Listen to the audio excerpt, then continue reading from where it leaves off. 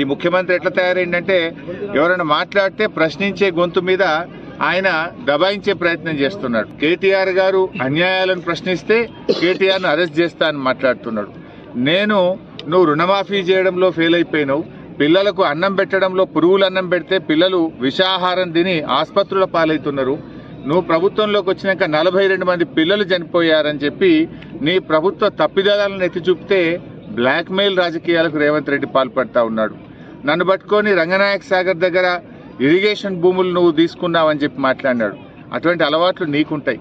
కబ్జాల చరిత్ర నీది, కబ్జాలు చేసే ఆలోచన నీది. నేను రైతుల దగ్గర భూమి తీసుకున్న రైతులు వాళ్ళ పట్టా పాస్ పుస్తకాలు వాళ్ళ దగ్గర తీసుకొని మేము ధరణి ద్వారా రిజిస్ట్రేషన్ ఆఫీస్కు వెళ్ళి పట్టా భూమిని రైతుల దగ్గర 13 ఎకరాలు కొనుక్కోవడం జరిగింది.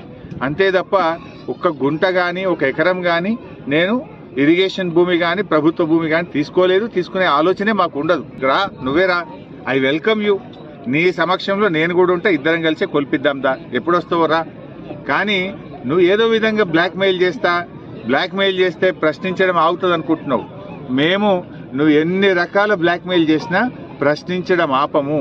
ప్రజల పక్షాన బీఆర్ఎస్ పార్టీ పక్షాన నిన్ను నీ ప్రభుత్వాన్ని ప్రశ్నిస్తూ